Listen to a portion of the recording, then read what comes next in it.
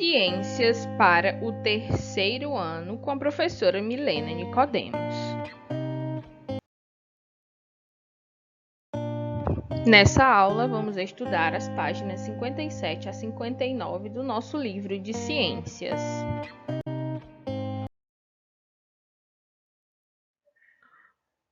Como os animais nascem? Nós estamos estudando a reprodução dos animais.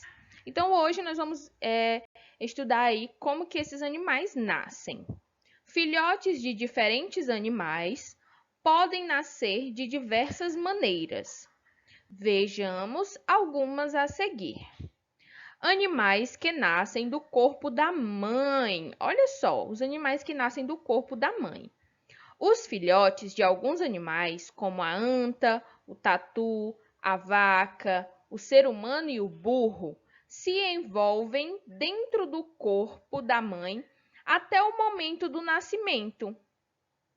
Quase todos os filhotes que nascem do corpo da mãe recebem alimento e proteção dos pais por algum tempo, até poderem sobreviver sozinhos. Ao nascer, os filhotes dos mamíferos mamam o leite produzido no corpo da mãe. É comum filhotes de mamíferos serem vigiados e cuidados pelos pais enquanto estão crescendo.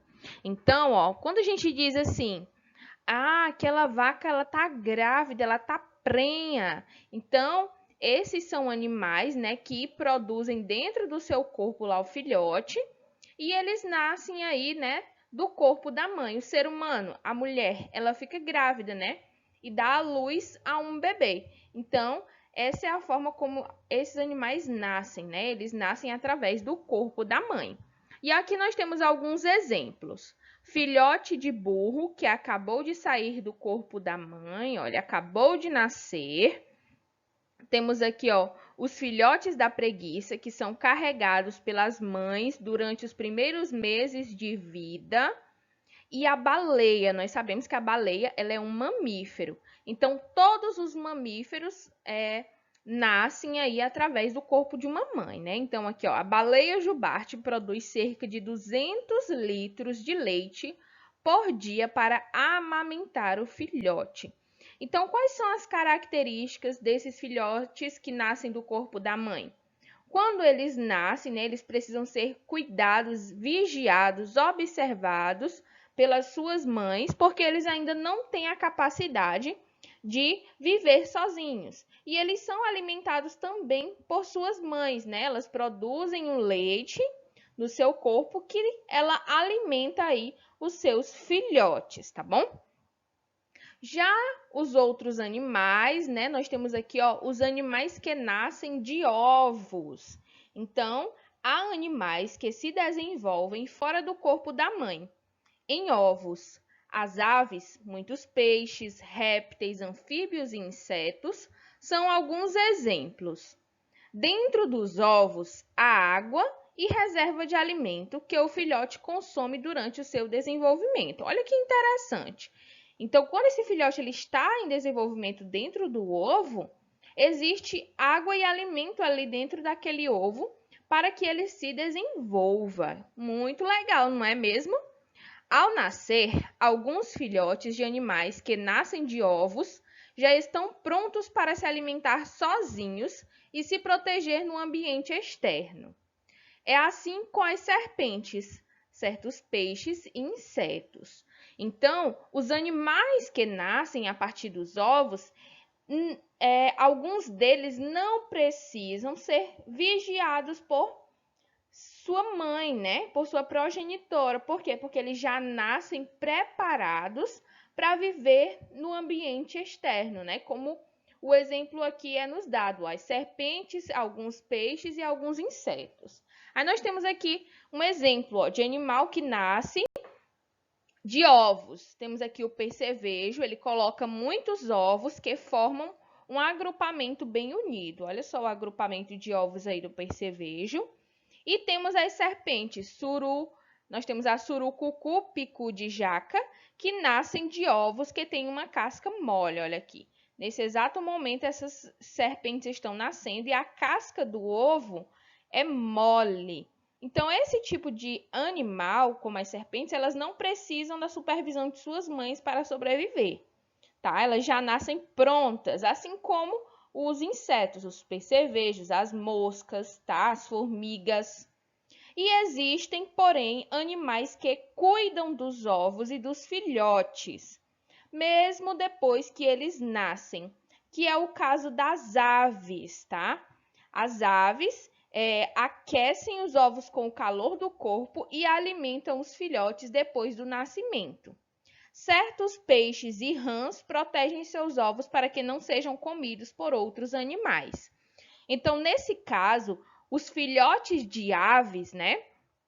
O filhote de galinha, o filhote de bem-te-vi, eles são protegidos aí por suas mães, né?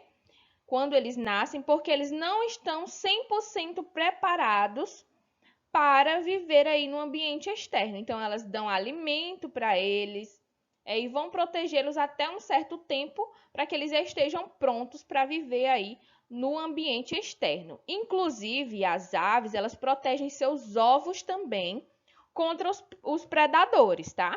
Já os peixes e as rãs, o que eles fazem? Eles protegem os seus ovos. Porém, quando nascem os filhotes de peixes e rãs, eles já estão prontos para viver aí no ambiente externo. E nós temos aqui um exemplo, ó. O filhote de galinha recém-nascido do ovo, a mãe cuida de seus filhotes após o nascimento. E aqui no segundo exemplo, nós temos o ninho de tuiuius, com 2 adultos cuidando de 3 filhotes. Ó, a gente pode observar os adultos, são esses aqui, ó, que tem uma parte vermelha, e aqui estão os 3 filhotes. Apesar dos filhotes serem grandes, eles ainda não têm capacidade de viver sozinhos aí no ambiente externo, tá? Aqui na página 59, a gente vai falar dos ovos, né? Dos ovos com casca e dos ovos sem casca. Então, a gente viu que alguns animais, eles se reproduzem, né? Colocando ovos. Então, muitos animais terrestres, como as aves e os répteis, põem ovos com casca. Os ovos com casca variam de tamanho e são resistentes contra batidas e contra a perda de água. Já os anfíbios e peixes põem ovos gelatinosos, sem casca. Esses ovos ficam dentro da água, o que evita que sequem e os filhotes morram. Então, existem aí 2 tipos de ovos, né, que os animais colocam aí para se reproduzir. Os ovos com casca, esse ovo com casca protege ali o desenvolvimento daquele animal até que ele nasça, né? Mantém o animal aquecido, possui água e os nutrientes necessários para que aquele animal nasça. E os ovos gelatinosos, né? O que é um ovo gelatinoso? Que ele tem a consistência de uma gelatina, que são, como mostra aqui esse exemplo, né? Os ovos de peixes ou anfíbios. Quem são os anfíbios? Sapos, rãs, pererecas, tá? E esses ovos, eles são aí gelatinosos, por quê? Porque eles ficam dentro da água. Eles não correm o risco, né, de certa forma, de serem quebrados, né, de perderem água. Por quê? Porque eles já estão dentro da água, tá? Então, aqui a gente tem o exemplo dos ovos, né, com casca, que temos os ovos de galinha, que são os brancos, que é esse aqui. Temos o de avestruz e temos também o de codorna. Aqui a gente vê que o tamanho desses ovos com casca é diferenciado. Por quê? Porque varia de acordo com o tamanho da ave que colocou esse ovo, né? Do réptil que colocou esse ovo, tá bom? E os ovos de anfíbios, já os ovos dos anfíbios, né? A gente pode ver que eles já estão dentro da água, tá, gente? E esses pontinhos azuis já representam aí os anfíbios em desenvolvimento. Aqui na página 59, nós temos 3 questões e vocês vão responder de acordo com o conteúdo que a gente viu hoje, né? Sobre como os animais nascem. Questão 1. Escreva o nome de 2 animais que nascem do corpo da mãe e 2 animais que nascem de ovos. Em que ambiente eles vivem? Aí você vai dizer onde vivem os animais que nascem do corpo da mãe e onde vivem os animais que nascem de ovos. Questão 2. A fotografia mostra peixes palhaços colocando ovos sobre uma pedra. Então, a gente vê aqui os ovos dos peixes palhaços, ó, essa cor alaranjada. E você vai responder o que aqui na questão 2? Vocês acham que esses ovos sobreviveriam fora da água? Será que é possível os ovos de um peixe sobreviver fora da água? E aí, gente, sim ou não? Por quê? Hein? Respondam aí, façam um comentário aí nessa pergunta. Na questão 3, pergunta assim: onde o filhote da galinha se desenvolve? Que cuidados ele recebe da mãe antes do nascimento e depois? Então, onde o filhote da galinha se desenvolve? A gente sabe que ele se desenvolve em um ovo, né? E que cuidados ele recebe da mãe antes do nascimento? O que a galinha faz com o ovo, gente? Isso é um cuidado que ela tem antes do nascimento aí do filhote, né?